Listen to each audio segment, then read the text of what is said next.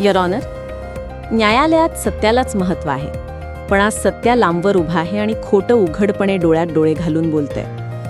न्यायालयात दररोज हजारो खटले चालतात, पण यात काही खटले सत्यासाठी नसतात, तर वैयक्तिक द्वेष, सूड भावना किंवा बेकायदेशीर फायद्यासाठी उभे केले जातात. खोटी तक्रार, खोटी तपास, खोटी साक्ष आणि यातून निर्माण होणारा भ्रष्टाचार हे न्यायव्यवस्थेला खोकलं करणारं सर्वात मोठं शस्त्र आहे. खोट्या तक्रारींमुळे निर्दोष लोकांवर महिने महिने अन्याय होतो. खोटी साक्ष देऊन गुन्हेगार सुटतात आणि निरपराध तुरुंगात जातात. फसव्या दस्तऐवजांमुळे अनेकांवर मालमत्तेचे वाद ओढवले जातात. यात सर्वात मोठं नुकसान काय?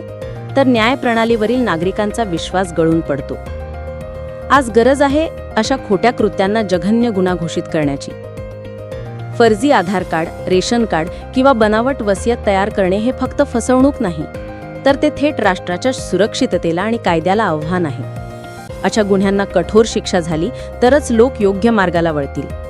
यासोबतच एक महत्त्वाचा प्रस्ताव: नार्को टेस्ट, पॉलिग्राफ टेस्ट आणि ब्रेन मॅपिंग टेस्ट या तिन्ही चाचण्या न्यायव्यवस्थेचा भाग बनल्या तर सत्याचा शोध अधिक वेगाने आणि अधिक अचूकतेने लागेल. आज या चाचण्या फक्त अत्यंत गंभीर गुन्ह्यांमध्ये मर्यादित आहेत, पण खोट्या गुन्ह्यांमध्येही या चाचण्या अनिवार्य झाल्या तर खोटं बोलण्याची हिंमतच उरणार नाही. यामुळे काय बदल होईल? न्यायालयांचा वेळ वाचेल, निरपराध नागरिकांची होणारी मानसिक, आर्थिक आणि सामाजिक हानी थांबेल, गुन्हेगारांच्या मुसक्या आवळल्या जातील, न्यायाचा वेग वाढेल आणि सर्वात महत्त्वाचे, न्यायव्यवस्थेवरील विश्वास पुन्हा दृढ होईल. आज लाखो खटले न्यायालयात प्रलंबित आहेत. वर्षानुवर्षे लोक न्यायाची वाट पाहत वृद्ध होतात.